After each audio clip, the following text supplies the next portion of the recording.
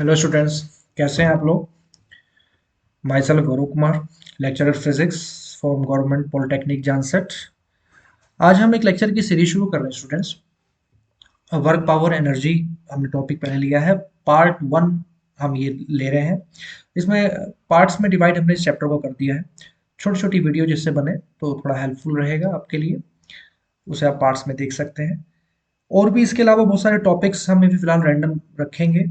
जो भी important topics होंगे, जैसी आपकी डिमांड रहेगी आप कमेंट सेक्शन में बताएंगे, उस हिसाब से आप रखेंगे। ये जो टॉपिक है, एक लेक्चर है जो हमारा पॉलिटेक्निक स्टूडेंट्स के लिए और 11th क्लास में जो स्टूडेंट्स पढ़ रहे हैं और कंपटीशन की तैयारी कर रहे हैं उनके लिए भी बेनिफिशियल रहेगा, जो अपना बेसिक आइडिया वर्क से रिलेटेड लेना चाहते हैं। लेक्चर मेरा बाइलिंगुअल रहेगा, हिंदी और इंग्लिश में दोनों में कम्युनिकेट करूंगा। हिंदी में भी मैं कुछ टर्म्स जो टेक्निकल टर्म्स हैं वो जरूर लूंगा, जो मेरे हिंदी मीडियम के स्टूडेंट्स हैं उनके लिए भी बेनिफिशियल रहे। तो ओके स्टूडेंट, चलिए चलते हैं, टॉपिक स्टार्ट करते हैं। स्टार्ट हम कर रहे हैं वर्क से, जिसको हिंदी में कहते हैं हम लोग कार्य।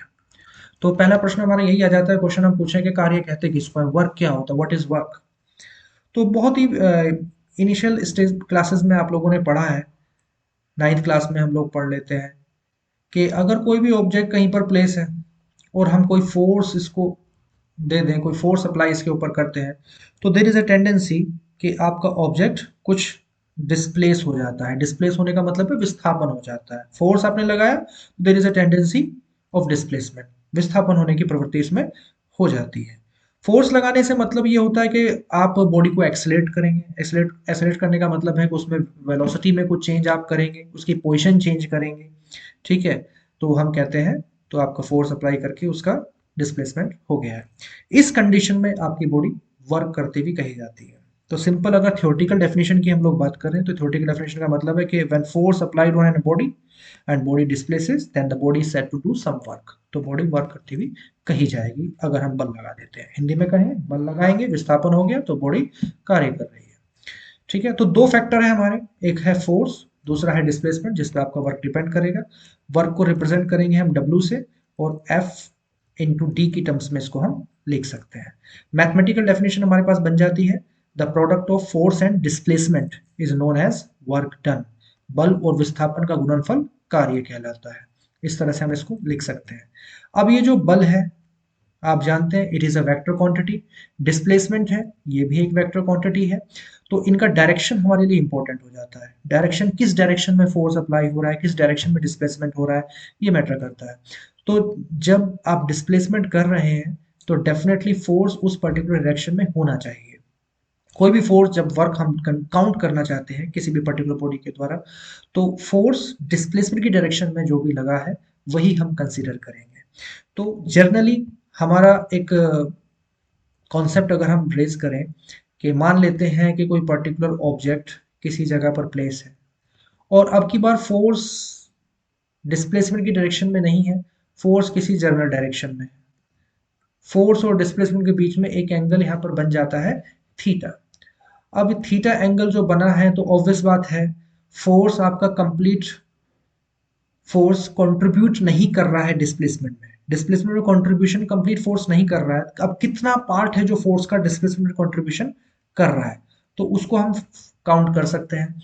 अब कितना फोर्स कर रहा है इसके लिए थोड़ा सा ट्रिग्नोमेट्री अभी यूज कर लें। एक ट्राइंगल हम लोगों के पास आ जाता है, नाम दे देते हैं फॉर एग्जांपल इसको ओ ए बी, कोई एक ट्राइंगल हमारा बन जाता है।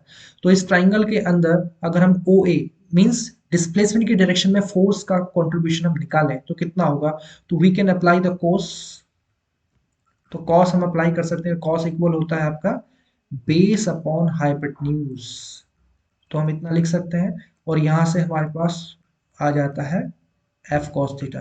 तो F cos theta this is called horizontal component, जिसको हम क्षैतिज घटक कहेंगे।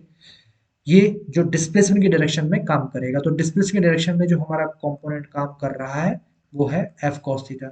हाँ, एक वर्टिकल कंपोनेंट भी यहाँ जरूर होगा, लेकिन उसका डिस्प्लेसमेंट में कोई कंट्रीब्यूशन नहीं होगा। वर्टिकल कंपोनेंट अगर इसी तरह से हम लोग देख लें तो एफ साइन थीटा हो जाता है, लेकिन इसका डिस्प्लेसमेंट में कोई कंट्रीब्यूशन नहीं है। डिस्प्लेसमेंट कंट्रीब्यूशन कर रहा है एफ कॉस थीटा। तो इस तरह से हमारे वर्क की एक जर्नल डेफिनेशन या जर्नल फॉर्मूला जो बनेगा वो कितना हो जाएगा, that is F cos theta, मतलब force in the displacement of in the direction of displacement into D. तो W बराबर कितना हो जाएगा, ये हो जाएगा W equal F D cos theta. इसको इस तरह से हम लिख सकते हैं, ये जनरल फॉर्मूला हमारा वर्क क्या हो जाता है। Theta is the angle between F and T. अब अगर वेक्टर थ्योरी को थोड़ा रिकॉल करो तो ध्यान हो आपको, दो वेक्टर अगर उनका स्केलर फॉर्म में प्रोडक्ट हम लोग लिखते हैं तो हम जानते हैं कि दो वेक्टर का scalar product A dot B equal कितना होता है, it is A B cos theta. और यहाँ पर आप ध्यान करें तो यहाँ पर आपका जो एफ है वो भी एक वेक्टर है, डी भी एक वेक्टर है।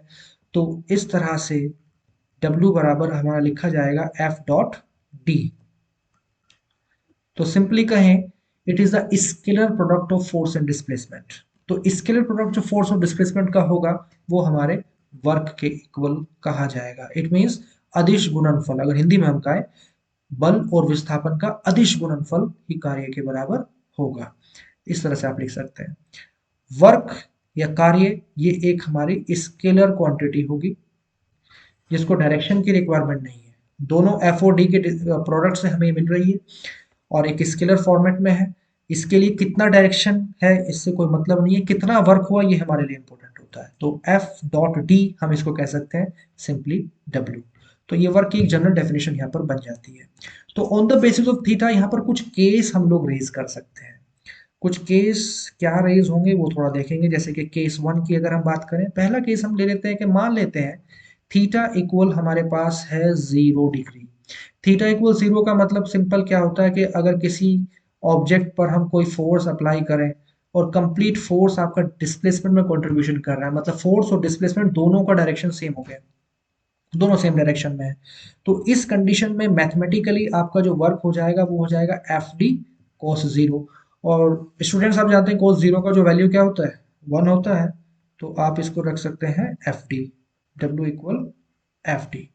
तो ये हमारा मैक्सिमम वर्क एक्चुअली होगा जब 0 डिग्री पर फोर्स और डिस्प्लेसमेंट होंगे। तो हम जो जनरली स्टार्टिंग में फॉर्मूला जो पढ़ रहे थे एफ इंटू डी, वो force in the direction of displacement था, कंप्लीट फोर्स था जो डिस्प्लेसमेंट की डायरेक्शन हम लोग ले रहे थे। एफ और डी के बीच में एंगल था 0। तो वो कंडीशन यहीं से आप देख सकते हैं।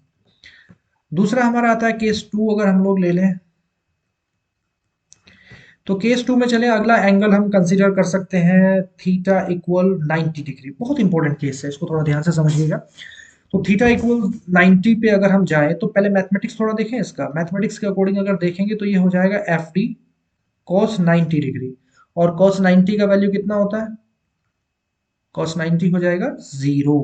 और कॉस 90 0 हो जाएगा तो आपका वर्क भी कितना हो जाएगा 0। तो इन दिस केस वर्क आपका 0 हो जाता है। 0 वर्क डन होने की कंडीशंस और भी हो सकती है। भाई सिंपल आपके पास जो फॉर्मूला बना है एफ डी कॉस थीटा, तो आप कहें फोर्स 0 है तब भी वर्क 0 कहा जाएगा, डिस्प्लेसमेंट 0 है तब भी वर्क 0 कहा जाएगा। और तीसरा केस है हमारा थीटा अगर 90 है तब भी वर्क 0 कहा जाएगा। इसका थोड़ा सिग्निफिकेंस समझते हैं बच्चों, क्या सिग्निफिकेंस इसका होगा। अब मान लेते हैं कि चलिए कोई बहुत ही पॉपुलर एग्जांपल है, कोई पर्सन है, कोई कुली है, अपने सर पर एक पर्टिकुलर वेट रख लेता है। तो अब हम आपसे पूछे क्या ये कोई वर्क कर रहा है, तो अभी आप कह सकते हैं कि हाँ वर्क तो नहीं कर रहा है क्योंकि कोई डिस्प्लेसमेंट अभी नहीं हो रहा है। डिस्प्लेसमेंट के बारे में मैं नहीं कह रहा हूँ, डिस्प्लेसमेंट अभी हुआ नहीं है, तो डिस्प्लेसमेंट 0 है तो हम कहेंगे वर्क नहीं हो रहा है। ओके, चलिए इसको डिस्प्लेसमेंट करा देते हैं। अगर ये डिस्प्लेस हो गया तो अगर ये डिस्प्लेस हो गया है तो डेफिनेटली कोई वर्क होगा या नहीं होगा, बताएं थोड़ा सोचकर मुझे प्लीज। हाँ देखिए, थोड़ा सा इसको समझना पड़ेगा। अब अगर हम इस पर्टिकुलर वेट की बात करें जो भी इसके सर पे रखा हुआ, तो इसका जो वेट है वो डाउनवर्ड डायरेक्शन में काम करेगा, एज अ फोर्स, फोर्स की तरह से काम करेगा। और डिस्प्लेसमेंट आपने करा दिया है तो बीच में है 90 डिग्री का एंगल। तो अब ये सर पे रखा हुआ फोर्स तो 90 डिग्री पर है, जो कि डिस्प्लेसमेंट में कोई कंट्रीब्यूशन नहीं करेगा। और हमारी मैथमेटिक्स भी कह रही है इस केस में W इक्वल 0 हो जाएगा। तो टेक्निकली वर्क तो 0 है, पर ध्यान रखना है ये इस वेट के थ्रू वर्क 0 है। यानी कि जो फोर्स इसके सर पे रखा हुआ है, जो वेट डाउनवर्ड डायरेक्शन में काम कर रहा है, इसके थ्रू कोई वर्क नहीं हो रहा है। ओके, ये चीज ध्यान रखनी है। लेकिन वर्क हो रहा है ये भी ध्यान रखना है, क्योंकि जब ऑब्जेक्ट चल रहा है, डिस्प्लेसमेंट हो रहा है, तो कहीं ना कहीं कुछ दूसरा फोर्स में भी चलने के लिए एक पर्टिकुलर अगर अलग से कॉन्सेप्ट होता है कि वो ग्राउंड को प्रेस करेगा, एक एफर्ट ग्राउंड को डालेगा, ग्राउंड उसको एक रिएक्शन देगा, ठीक है, वहां कुछ फ्रिक्शन लगेगा, तब ये चल रहा है, ठीक है। चल तो रहा है तो कुछ ना कुछ वर्क उस कंडीशन में हम कंसीडर कर सकते हैं, लेकिन यहाँ पर जो रखा हुआ वेट इसके सर पर है, हाँ ये वेट आपके वर्क में कोई कंट्रीब्यूशन फिलहाल नहीं कर रहा है। 90 डिग्री पर जब भी कोई फोर्स लगता है तो वो डिस्प्लेसमेंट में कंट्रीब्यूशन करेगा ही नहीं। ओके, ये चीज समझने वाली बात है। डिस्प्लेसमेंट कंट्रीब्यूशन 90 के अदर कोई एंगल कम अगर लगता है, 45 है, 30 डिग्री है या 0 डिग्री पर है, तो हम कहेंगे हमारा वर्क होगा। 0 डिग्री पर मैक्सिमम वर्क जैसे यहाँ पर हो गया था, 90 डिग्री पर ये डिस्प्लेसमेंट कंट्रीब्यूशन नहीं कर पाएगा। चलिए इसको थोड़ा सा एक अजम्पशन और हम ले लेते हैं इसी केस के लिए। मान लेते हैं कि अब ये पर्सन किसी स्वैम्प लैंड पर है। स्वैम्प लैंड का मतलब होता है बच्चे दलदली जमीन पर है, ठीक है। अगर ये दलदली जमीन पर वेट इसका सर पे हमने कुछ रख दिया है, तो इस हो सकता है इस वेट से थोड़ा सा दलदली जमीन में नीचे धस जाए, एम्बेडेड हो जाए। अगर ये कुछ डिस्प्लेसमेंट धस गया, तो अब इस कंडीशन में हम कहेंगे इस पे सर के रखे हुए वेट ने कुछ वर्क किया है, क्योंकि इस समय जो फोर्स है वो डिस्प्लेसमेंट की डायरेक्शन में लग गया है और डिस्प्लेसमेंट कुछ ना कुछ हो गया है फोर्स की डायरेक्शन में। ओके, तो अब इस कंडीशन में वर्क हो जाएगा। तो ये बात समझने वाली है। 90 डिग्री का मतलब क्या है? 90 डिग्री का मतलब है डिस्प्लेसमेंट में कोई कंट्रीब्यूशन आपका फोर्स नहीं करेगा, तब हमारा वर्क जीरो होगा। तो जीरो वर्क डन की कंडीशन दोबारा से रिकॉल कर लेते हैं। फोर्स जीरो तो वर्क जीरो, डिस्प्लेसमेंट जीरो तो भी वर्क जीरो, और थीटा 90 तो भी वर्क जीरो हो जाएगा। चलिए अगला केस हम लेते हैं स्टूडेंट्स। अगला केस हमारा आता है, मान लीजिए थीटा इक्वल 180 डिग्री।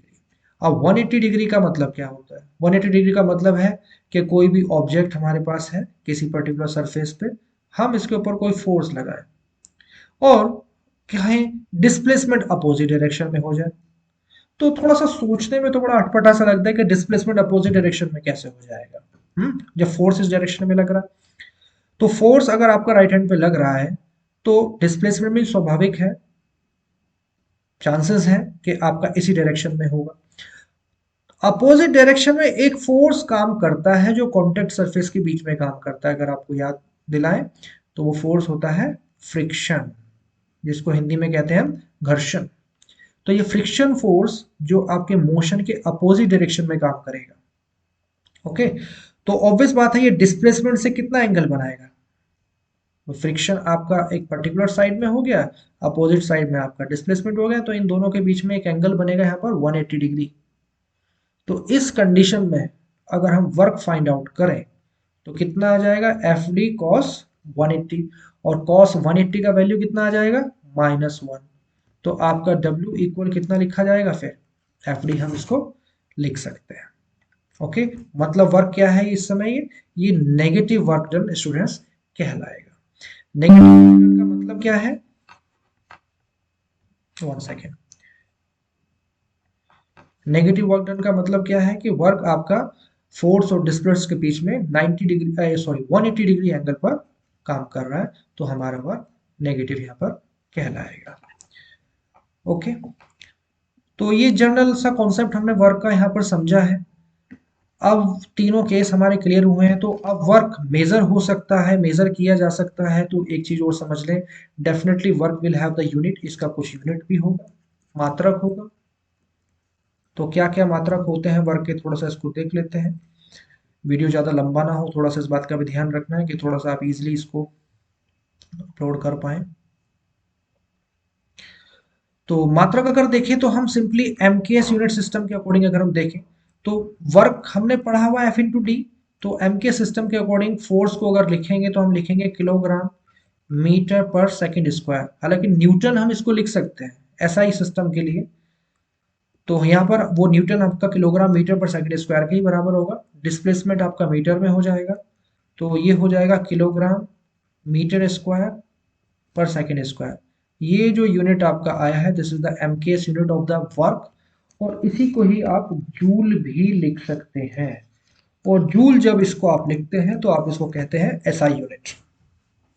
तो वर्क का जो एसआई यूनिट होगा दैट इज जूल, जो कि किलोग्राम मीटर स्क्वायर पर सेकंड स्क्वायर के भी इक्वल होता है।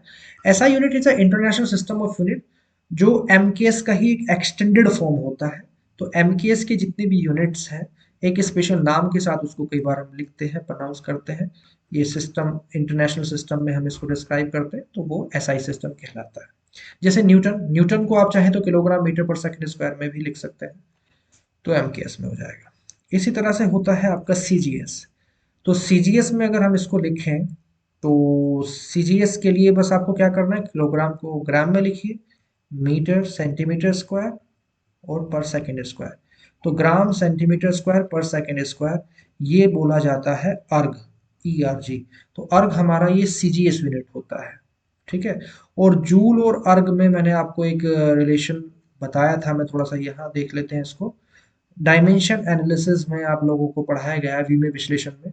तो 1 जूल को अगर अर्ग में कन्वर्ट करके देखना चाहें कितना होगा, तो इस चीज को देख लेते हैं हम। जूल को फिलहाल लिख रहे हैं हम किलोग्राम मीटर स्क्वायर पर सेकंड स्क्वायर। तो कन्वर्ट कर दीजिए इसको सीजीएस में। किलोग्राम को अगर ग्राम में कन्वर्ट करेंगे तो आप लिखेंगे 1000 ग्राम। मीटर को सेंटीमीटर में कन्वर्ट कर दीजिए, 100 हो जाएगा। स्क्वायर है तो स्क्वायर लगा देंगे, बाकी सेकंड सेकंड में ही रहता है, तो ये आपका बन जाएगा ग्राम मीटर स्क्वायर पर सेकंड स्क्वायर। तो इसको कन्वर्ट करके आप लिखेंगे तो ये बनेगा 10⁷ और ग्राम मीटर स्क्वायर पर सेकंड स्क्वायर ये किसके इक्वल है बच्चों, अभी हमने पढ़ा अर्ग। तो ये अर्ग के इक्वल हो जाएगा। तो 1 जूल इक्वल 10⁷ अर्ग, एक रिलेशन यहाँ पर बन जाता है। तो ये हमारा यूनिट सिस्टम वर्क के लिए होता है। वर्क की कुछ और यूनिट भी होती है, किलोवाट आवर। जब हम पावर पढ़ेंगे उसको थोड़ा तब डिस्क्राइब हम करते हैं। तो ये बेसिक्स आइडिया भी हमने इस लेक्चर के अंदर दिया है वर्क का। I hope it is clear to you. Next video में थोड़ा सा हम आगे और चलेंगे, work done by variable force के बारे में पढ़ेंगे, अगेंस्ट ग्रेविटी, और डिफरेंट टाइप्स ऑफ वर्क्स हम कैलकुलेट करेंगे on an incline plane, horizontal surfaces, जो कि आगे कंप्यूटर एग्जाम्स के लिए भी बहुत ज़्यादा इंपॉर्टेंट है। और उसमें कुछ इंपॉर्टेंट क्वेश्चंस भी हम लोग लेंगे, जो आगे आपके नीट, जेई, IIT वगैरह में भी के लिए भी इंपॉर्टेंट होते हैं। ठीक है स्टूडेंट्स, तो आज हम इतना ही रखते हैं इसमें। Thank you very much, thanks for watching, have a good day.